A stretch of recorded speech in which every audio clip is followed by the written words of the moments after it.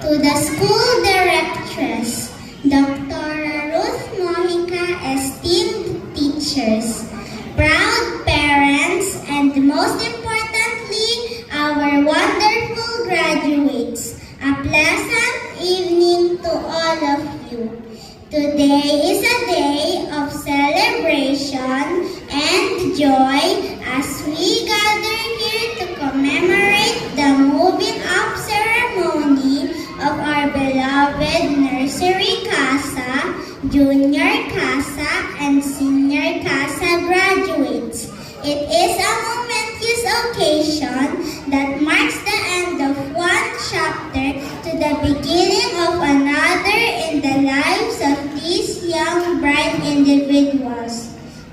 I must admit that I feel a little envious of you guys since you get to experience it all personally. To give you a short story, I was a student at KCDC during the pandemic. Seeing my teacher and fellow students in front of the screen was unusual and a little sad. We had our lessons, synchronous activities, and moving up ceremony in front of our screens.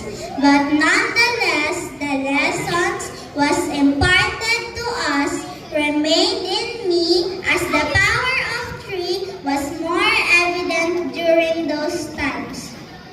Our gratitude to our dear parents and guardians whose love, care, and unwavering support played a vital role in your growth. Thanks also must go to the teachers and staff for their tireless efforts in nurturing our young minds. Our lives have been profoundly impacted by your passion, patience, and commitment, and you have instilled in us our love for learning and to believe in our own abilities.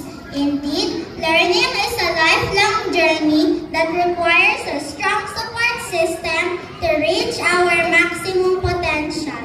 As you move on to the next phase of your educational journey, remember that the lessons you have learned in KCDC will serve a strong foundation for your future endeavors.